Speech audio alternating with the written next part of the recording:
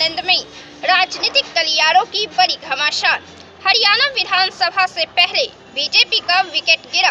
हरियाणा विधानसभा से पहले भाजपा के 4 विधायकों ने खेला कर दिया है। चारों ताकतवर विधायकों ने बीजेपी से बगावत कर दी है। सुखविंदर मांडी, कर्णदेव कंबोज, लक्ष्मण नापा और सावित्री जिंदल। केजरीवाल की दलील पर जस्टिस सूर्यकांत बोले, कितनी लंबी बहस चलनी चाहिए।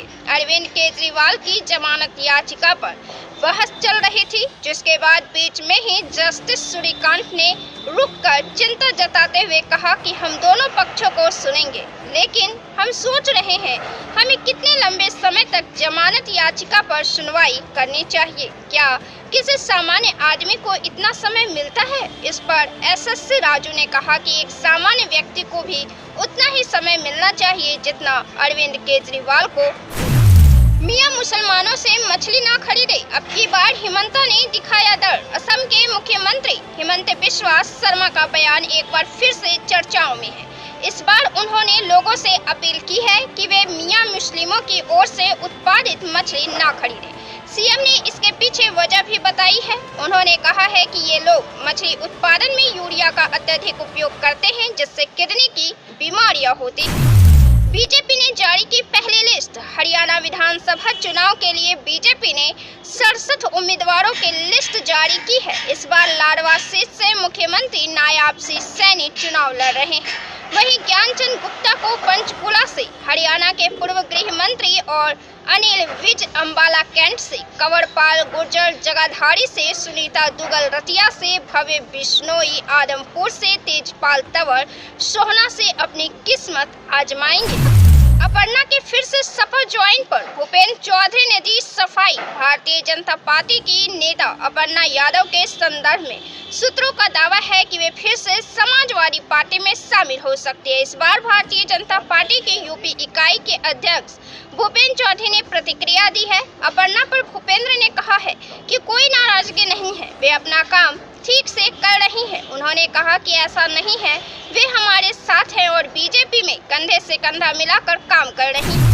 भारत में मोदी बनाना चाहते हैं कई सिंगापुर की संसद में वहां के पीएम लॉरेंस वोंग ने मोदी का स्वागत किया। इस दौरान पीएम मोदी ने कहा, आपके पीएम पद की जिम्मेदारी संभालने के बाद यह हमारी पहली मुलाकात है।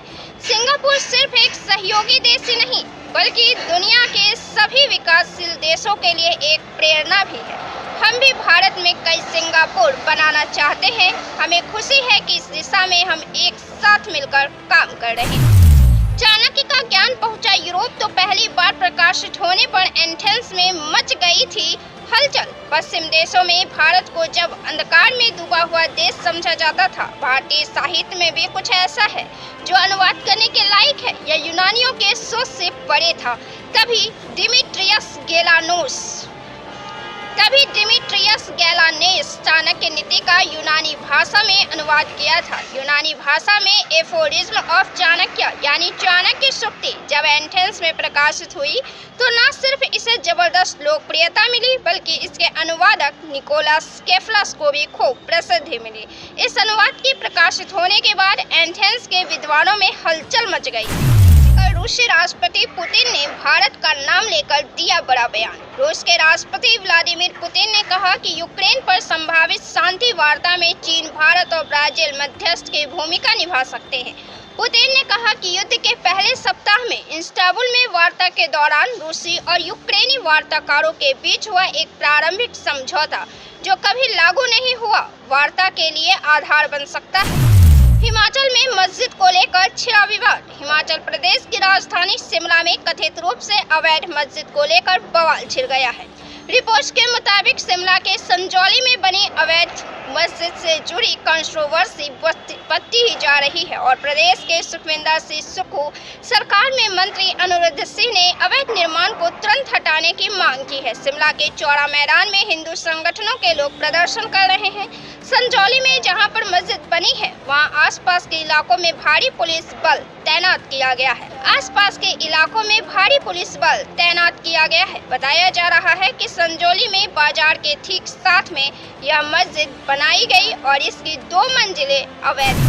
सावित्री जिंदल का बड़ा बयान, निर्दलीय देंगे शिकस्त। भाजपा से विधानसभा चुनाव के लिए टिकट नहीं मिलने पर सावित्री जिंदल ने कहा, मैं भाजपा की सदस्य नहीं हूं, मैं वही करूंगी जो हिसार की जनता कहेगी। हिसार की सेवा करने के लिए मैं चुनाव जरूर लड़ूंगी। उन्होंने आगे कहा, लोकसभा चुनाव में मैं सिर्फ और सिर्फ अपने बेटे का चुनाव प्रचार करने के लिए गई थी।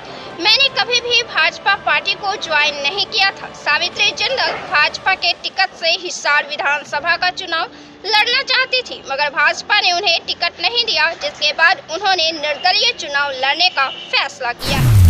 उद्धव सेना का कांग्रेस एनसीपी के आगे सरेंडर। उद्धव ठाकरे बीते एक माह से चुनाव से पहले मुख्यमंत्री चेहरा निर्धारित कर लेने की बात लगातार कह रहे थे।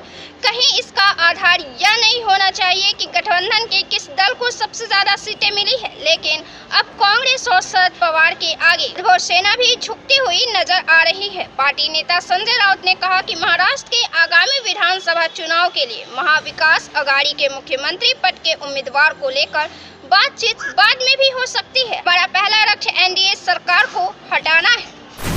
बांग्लादेश की यूनुस सरकार ने शेख हसीना को दी चुप रहने की नसीहत। बांग्लादेश में एक तरफ अल्पसंख्यकों के साथ हिंसा थमने का नाम नहीं ले रहा है और अपने नागरिकों को बचाने के बजाय अंतरिम सरकार के प्रमुख मोहम्मद यूनुस ने हसीना को चुप रहने की सलाह दी है।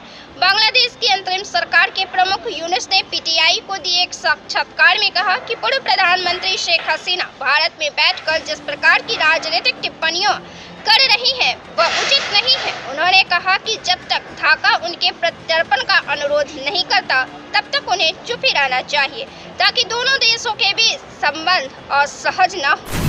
योगी सरकार को मायावती ने दी सलाह। बहुजन समाज पार्टी प्रमुख मायावती ने उत्तर प्रदेश के योगी सरकार को सलाह दी कि वह बुलडोजर राजनीति को छोड़कर जंगली जानवर से निपटने की रणनीति बनाए। मायावती ने सोशल मीडिया मंच एक्स पर सिलसिलेवार पोस्ट में कहा, उत्तर प्रदेश के कुछ जिलों में जंगली जानवर बच्चों, बुजुर्गों, नौजवानों आदि पर हमला कर रहे हैं। उसे रोकने के लिए सरकार जरूरी कदम उठाए। मजदूर और गरीब लोग जंगली जानवर के हमलों के डर की वजह से अपने पशुओं के चारे का प्रबंध तथा मजदूरी भी नहीं कर पा रहे हैं। उनके लिए उचित व्यवस्था की जाए। हैदराबाद में हो रहा ग्लोबल एआई समिट। भारत के हैदराबाद में एक ग्लोबल एआई समिट हो रहा है, जिसके theme making AI work for everyone है। इस इवेंट की शुरुआत 5 सितंबर से 6 सितंबर तक चलेगा।